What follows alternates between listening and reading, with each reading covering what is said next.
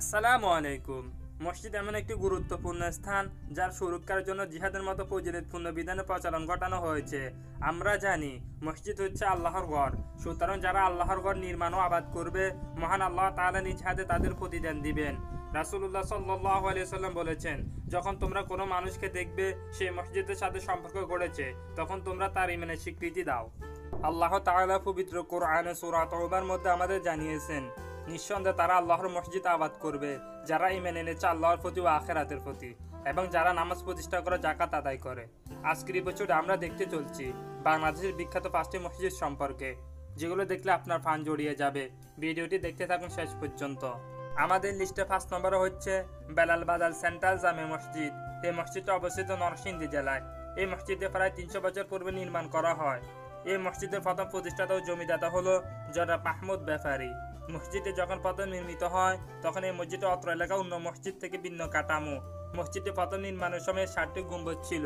লোকমুখে শোনা যায় এই মসজিদের ভিতরে প্রতিষ্ঠান লগ্নে থেকে অলৌকিকভাবে বা গায়েবীভাবে কোরআন তেলাওয়াত শোনা যেত, ফলে এই মসজিদটি ফজিলতের মসজিদ হিসেবে পরিচিতি লাভ করে।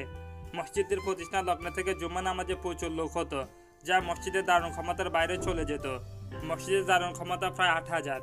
বর্তমান কাঠামোতে মসজিদের ধারণ ক্ষমতা বৃদ্ধির পাশাপাশি এই নির্মাণশৈলী সকলকে মুগ্ধ করে, যা মসজিদটি বর্তমানে বেলাব উপজেলার দর্শনীয় স্থান। আমাদের লিস্টে 4 নম্বর হচ্ছে 60 গম্বুজ মসজিদ বাগেরহাট। বাংলাদেশের বাগেরহাট জেলার দক্ষিণ পশ্চিমে অবস্থিত একটি প্রাচীন মসজিদ। মসজিদটির গায়ে কোনো অনুলিপি নেই, তাই এটি কে নির্মাণ করেছিলেন বা কোন সময় নির্মাণ করা হয়েছিল সে সম্বন্ধে কোনো সঠিক তথ্য পাওয়া যায় না। তবে মসজিদের স্থাপত্য দেখলে এই মসজিদটি খান জাহান আলী নির্মাণ করেছিলেন সেই সম্বন্ধে কোনো সন্দেহ থাকে না। ধারণা করা হয় তিনি 15 শতাব্দীতে এটি নির্মাণ করেন। এই মসজিদটি বহু বছর ধরে বহু অর্থ খরচ করে নির্মাণ করা হয়েছিল। মসজিদের পাথরগুলো আনা হয়েছিল ভারতের রাজমহল থেকে। ঐতিহাসিকরা মনে করেন 7টি সারিবদ্ধ গম্বুজ সারি আছে বলে এই মসজিদটির নামকরণ করা হয় 60 গম্বুজ নামে, যা বর্তমানে দেশে অন্যতম একটি পর্যটন কেন্দ্র হিসেবে খুব প্রসিদ্ধ। আমাদের লিস্টে 3 নম্বর হচ্ছে সাউথ টাউন জামে মসজিদ। রাজধানী ঢাকার কেরানীগঞ্জের সাউথ টাউন আবাসিক প্রকল্পে এই মসজিদটি অবস্থিত। নজরকাড়া স্থাপত্য শৈলী ও বৈচিত্র্যময় নির্মাণে মসজিদকে দিয়েছে বাড়তি আকর্ষণ। মসজিদ মূলত প্রার্থনা স্থান হলেও নির্মাণশৈলী নান্দনিকতার সৌন্দর্য পেয়ে মানুষের মনে জায়গা করে নিয়েছে এই সাউথ টাউন জামে মসজিদটি। তাই সহজে দেশ জুড়ে মানুষের কাছে পৌঁছে গেছে এই মসজিদের বার্তা। ফলে প্রতিদিন অনেক দর্শনার্থী মসজিদটি দেখতে ও নামাজ আদায় করতে আসেন।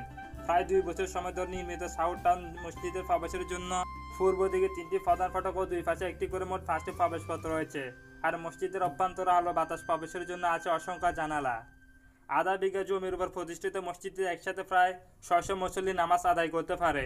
বলা যায় এটি বাংলাদেশ দৃষ্টিনন্দন মসজিদ। এই লিস্টে 2 নম্বর হচ্ছে 201 গম্বুজ মসজিদ টাঙ্গাইল।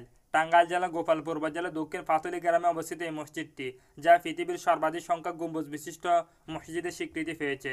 আর মিনার উচ্চতার দিক থেকে মসজিদের অবস্থান দ্বিতীয়।